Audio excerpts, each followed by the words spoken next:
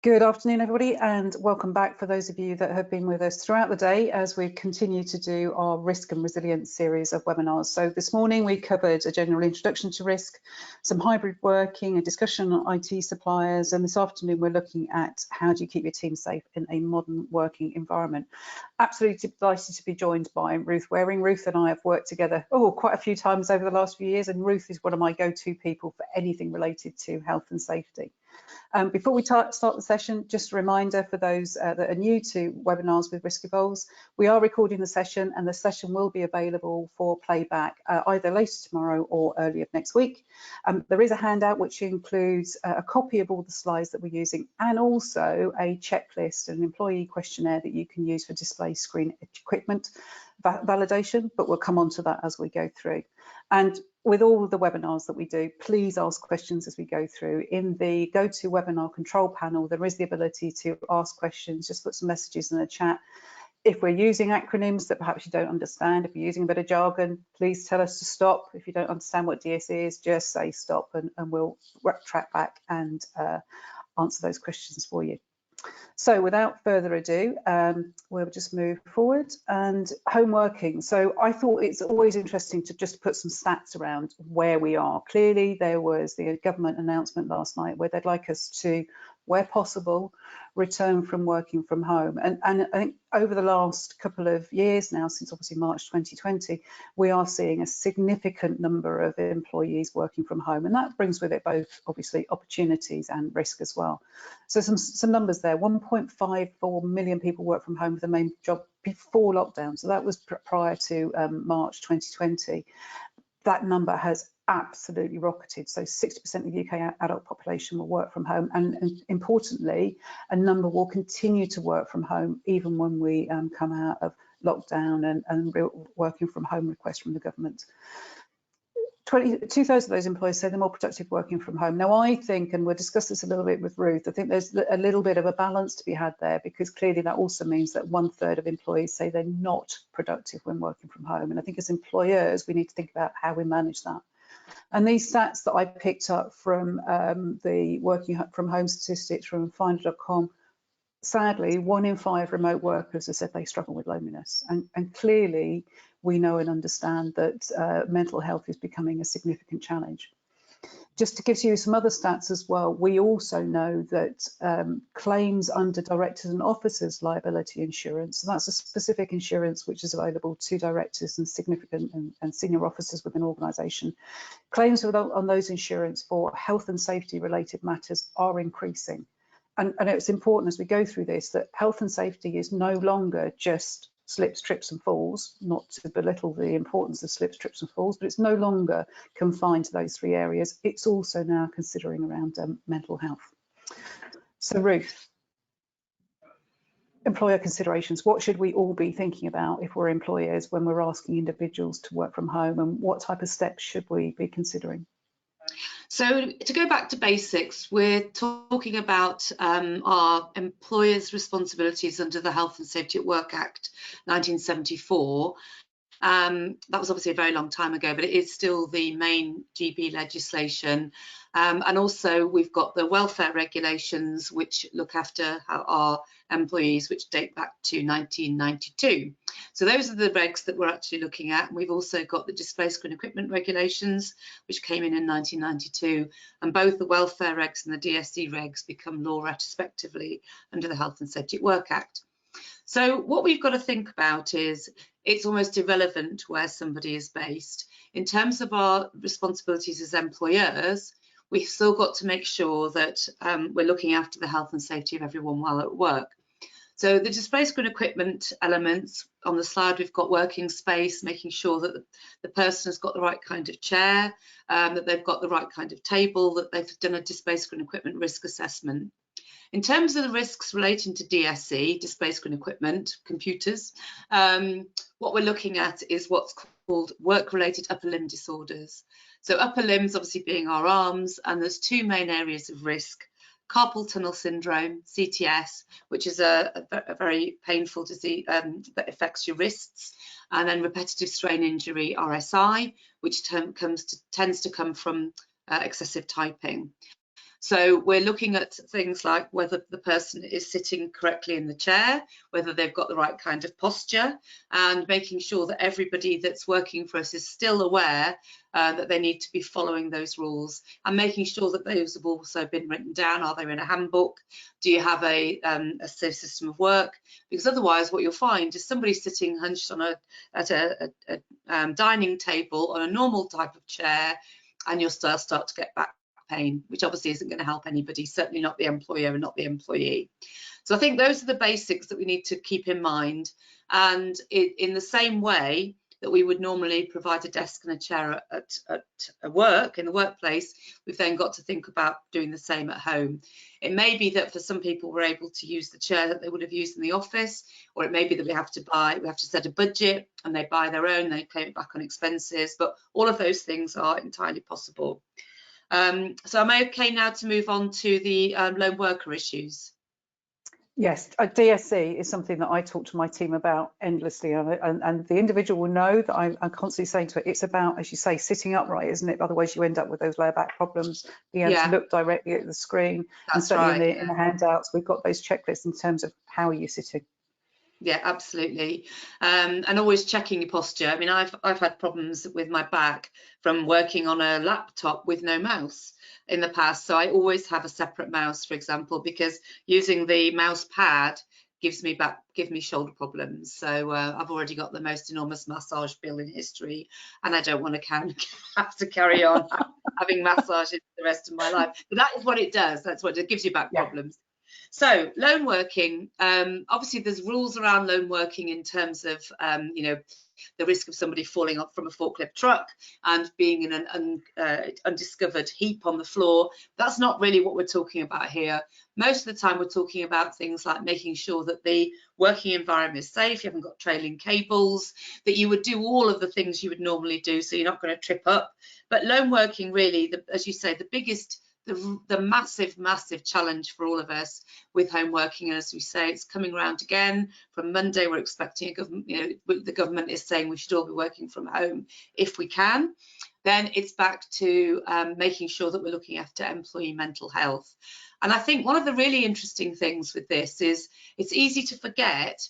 You may well have a hybrid model where some people are in the office and some people working from home, and quite often you'll find that the ones working from home are a little bit marginalised, especially if there is a core group who are in the office. So it's about making sure you don't forget the ones that are working from home, especially if there's not a rotation of staff. So I think that's an important point to make, because you can feel very isolated, not just if you are all working from home, but if you've got a few people working from home, make sure that you don't forget about them. I think that's the critical message, isn't it, for employers when they're looking after their employees. Absolutely. So shall I move on to some more stuff on mental health? Yeah, definitely, because you and I are both qualified mental health first aiders, but I think the problem with being a first aider is that implies that something has already gone wrong, so that first aid needs to be applied. Yeah, I think what we're looking at here is prevention rather than cure. And also being a mental health first aider, the main thing is that you have to be able to be with somebody in order to spot potentially that there's an issue, or to instigate those conversations, which is what the training's all about. Obviously, you can't instigate conversations if you haven't already got some form of connection with that person. And again, we're back to the loneliness and feeling isolated. So people tending to feel just forgotten about, really, rather than part of the team. And I think it's about setting up situations and online potential where people can maybe have a separate a conversation in a private room, which is entirely possible now on the software that we all use, but may not be aware of it. So there's private room facilities on, for example, on Teams. And when I do my training for lorry drivers, we move into a private room to do their license checks for GDPR purposes. But again, it's something that you can then use to put people into groups, to have private discussions. And it's really worth stating that the software's all moved on during the pandemic in response to the need to do that. So there are rooms, even if you're in a big group, you can invite a colleague into a private room for a private discussion. I think that's something that we all need to be aware of as well. So we found some figures, didn't we, on lockdown loneliness? And yes, I found these quite scary. We all know and understand the concept of loneliness. This is, again, was pulled out from the same source as I got the original statistics from. Chronic loneliness is clearly a significant problem, especially for those adults living alone group. You know, half of that group, more than half of that group, have had challenges during lockdown, and still a significant number of those have got chronic loneliness issues. Really hard to manage, as you say, Ruth, when we're all being asked to work from home. But I guess that's also the balance, isn't it, in terms of the government saying, if you can, and the if you can means providing an environment where perhaps they can come back into the workplace if it's around avoiding that lockdown loneliness, the working at home loneliness, the chronic loneliness.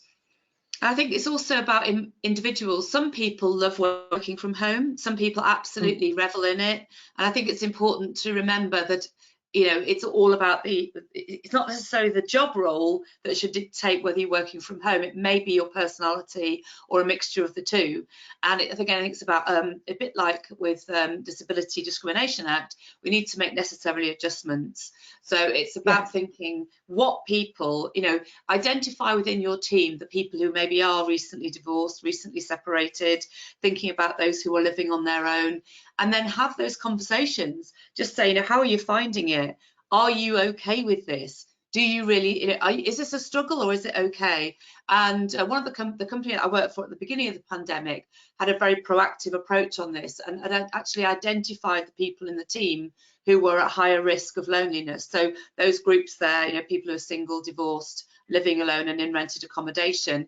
And I think those are the more likely to feel that they haven't got that support bubble there for them. But of course, other people absolutely adore working from home. And certainly for me, the lack of travelling has been an absolute godsend.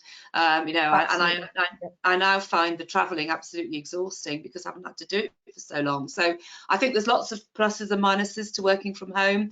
And of course, you know, not just the travelling long distances, but even those who travel short distances, the potential to be more, you know, to get more hours in the day is huge. But what we mustn't forget is those hours in the day, what we did in that time was chat to colleagues over the water cooler, chat to colleagues, how was your weekend? And the kind of stuff that I'm not really that bothered about, but some people really do get a lot from that. You know, I'm the kind of person that someone says, had a nice weekend, I say, yep. I just don't elaborate because I'm not interested in their weekend, and I don't care if they're interested in my weekend. But I love the fact I don't have to do that anymore. But some people love that. And I think it's about understanding who does and who doesn't. And if that's something that you actually get a lot of positive energy from, you know, it's the lack of human energy coming at you, isn't it? So am I okay to move on now to this slide? Yeah, I've just moved on as well. But to your point, I also saw another report that said that introverts have really excelled during lockdown and working from home, because that's an environment, and extroverts have struggled. Those people that may be in customer facing roles, that are typically in sales roles, where they're going to be more outgoing, more gregarious, and as you say, rely on the energy of other people around them. Exactly, yeah. And now I think it's the energy of other people that's overwhelming when you're in a big group now. You sort of think, I can't believe I had this all the time, because it's so alien now. But I think the points on this slide really are that, you know, we want to keep the team spirit going. We want people to feel, particularly, obviously now 18 months on, lots of people who've been recruited during the pandemic, who've joined teams, some of whom they've never met. And all of the things that we rely on, such as, you know, those cozy chats at the end of a meeting where you have a laugh with somebody you never really thought you were going to get on with, or just that kind of ability to say, oh, I didn't realise you had a cat as well, you know, and sort of those little microcosm things that we were able to pick up on, that we can then get on with people better and have warmth and empathy with them, are often lacking in the virtual environment.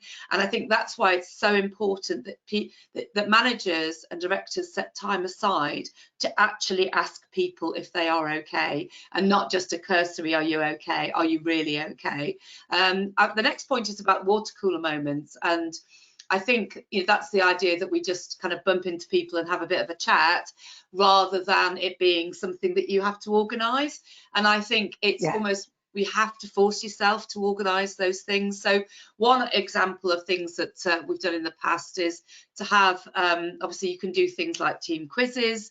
I think it's really important, if you do have some form of semi-social event, that there is a focus, that people aren't just looking at lots of people on a screen and thinking, oh my God, what do I say? Because it's almost like being at a party and having everybody looking at you and not really knowing where to start, what to say, because it's very unnatural to be socializing to a screen. So having a quiz or having some other form of focused event is actually a really positive thing to do. And then people don't feel that great sense of obligation that they have to say something funny or they have to engage with colleagues. And I think almost about having those, setting up one-to-one sessions, maybe having those private room moments with somebody that you don't know at work, and giving people a template to say, right, you know, if you don't necessarily want to have a general conversation, then focus on these 3 questions to do with their career. So you might say, you know, hi Gemma, not met you before. We've both been recruited during the pandemic. Tell me a bit about, you know, when you left school, what did you do next? And actually have that sort of almost focused chat session with them to meet them, but not just leave it for people to go, well, I don't really know what to talk about. I work in claims. It's not very interesting. You know, have something to focus people so they become animated and they want to have those one-to-one discussions, but make it easy for people by getting them to answer questions, not prying personal questions, but about their career. And so it warms them up enough to feel that those water cooler conversations can then happen naturally. Absolutely, absolutely, and I think that's where many organisations have struggled, isn't it? Because you know, I've had to do loads and loads of remote audits over the last 18 months. And to say that I've had Zoom fatigue is an understatement. You get to, normally when you do an audit interview, that you have, you know, 5 minutes of, hi, how are you? How's the family? How's the cat? As you say, have you been away on holiday this year? The weather's rubbish. What's happening more often is not, as we go straight into, show me straight in. Yeah, exactly. And that's hard work. That can be hard work, pulling it back and thinking, how would I do this if I were actually face to face with the individual? And it seems like wasting time, but of course it's not, because it's building rapport with your client, which is another important area. So, and that leads us on to the next one, which is the back-to-back meetings phenomenon. So that whole thing about, you know, you've got so many meetings, you never actually get any work done. All you're doing is amassing actions from meetings, which isn't really gonna, you know, doesn't really help. So I think that's the other thing, is I know that one customer has insisted on a 2-hour gap, so they have to have 2 hours off every day. It can be over lunch or it can be at another time, but they, you know, may even put on their email, the bottom of their email, you know, I'm available for meetings online between these times. So people don't put meetings in their diary, and when they have the open calendars, you actually have that time out, you know, shadowed out. So people don't put meetings in when you don't want them to.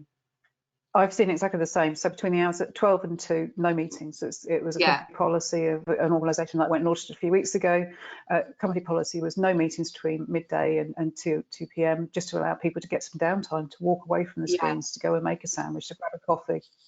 And to start getting those actions done, because we just do start amassing actions, and you don't ever have time to do anything, which is, you know, that's not a natural work environment, is it? When we don't go meeting in a real world, so why would you do that online? But it's a kind of almost like people feeling they're having to fill their diary to justify their existence. And it's also about, I think, the Vivo messages I get, you know, Microsoft send you these messages to help you focus, and they say schedule focus time. And they also send you reminders of things that you said you were going to do the day before that you'd forgotten, you'd committed to doing, which is very helpful. But it is useful. It's invaluable. The focus time is, you know, we need time to think, we need time to get stuff done, we need time to write that report, or to, you know, just have that sort of almost that moment of reflection, of actually sitting staring into the middle distance, and then suddenly some idea comes to you, because, you know, that change of state is really important. And if we're just on the screen all the time, it doesn't, those creative impulses just start to die, which is not what we want either. We've got about considering other people in the house. Now, this is going to become more of an issue over the next, where are we now, a couple of weeks, as children start breaking up from school holidays and significant others. Always a challenge, always. And we've covered this morning when we were speaking with James and Anna around hybrid working, what it means for you. We covered some of the information security aspects there as well. But clearly other people in the house has got an impact on how we can work effectively at home. I had a sort of nightmare scenario when I got COVID. So I wasn't ill enough to stop working, but my partner wasn't ill enough to stop working, and my son wasn't ill enough to not go to school, but none of us could leave the house. So there were 3 of us, and we were relatively lucky. It wasn't a tiny house, but it was genuinely difficult because 3 of us were just cooped up and trying to get on with our normal lives, but with this ridiculous restriction that we couldn't go anywhere, even though we felt okay.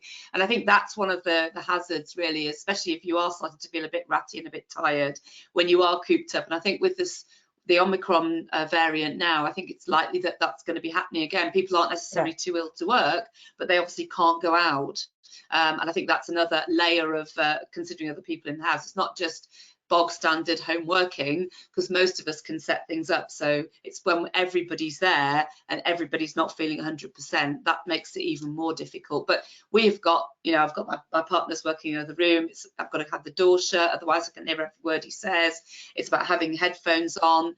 It's about making sure that you are being considerate to other people, and if necessary, one of you's upstairs, one of you downstairs, and you have to set things up, buy a shed, get somebody shut up in the shed if you need to, in the garden, and making sure that you've got your workspace and you've got your own little environment where you're not constantly getting distracted or annoying other people, really. Lots of stresses and pressures for employees and obviously for the employers as well. We also covered a little bit this morning on the IT question set around whether or not we should be doing employee monitoring. So whether we should be monitoring what an employee does through things like keystroke logging, etc., on how long they're logged on for their laptops and so on. What's your view on that? Just to put you on the spot there, not rehearsed. I think, again, it's about making sure that we've got that you schedule your own downtime, really. You've got to manage it yourself. You know what you're capable of doing and what you're not capable of doing. And I think you've just got to be fairly ruthless, really, with yourself and say, this is what I can manage, this is what I can't manage. So. And I would agree with that. The be kind to yourself as well. Certainly, way back in 2020, I felt as though I should be on Zoom from sort of 8 a.m. in the morning when I was doing some networking stuff, right the way through until, I don't know, 5, 6 o'clock in the evening. And to say I was exhausted, it was an understatement. And I suddenly thought, I wouldn't do this pre-pandemic. Why am I trying to do it to myself? Why am I doing it now? Yeah, exactly. Yeah.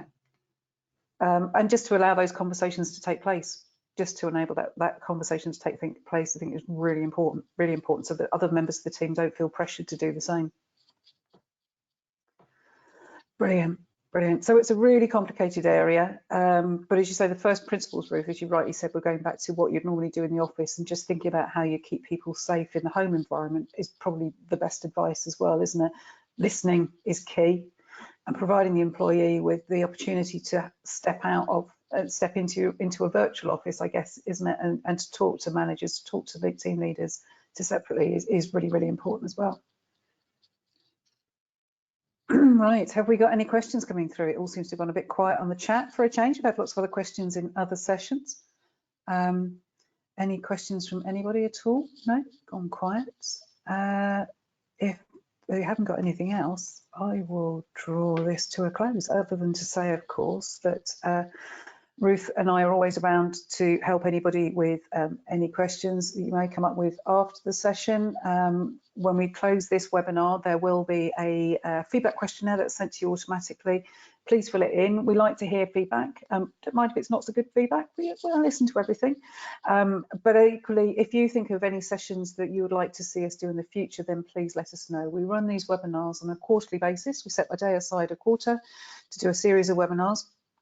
Our next date is going to be the 17th of March. So if you'd like to influence the type of sessions that you see on the 17th of March, then obviously please let us know. But in the meantime, I'm just going to say thank you very much, Ruth, for setting aside half an hour to do this. I know that she's busy trying to sort out some customs paperwork for a lorry driver in Spain at the moment.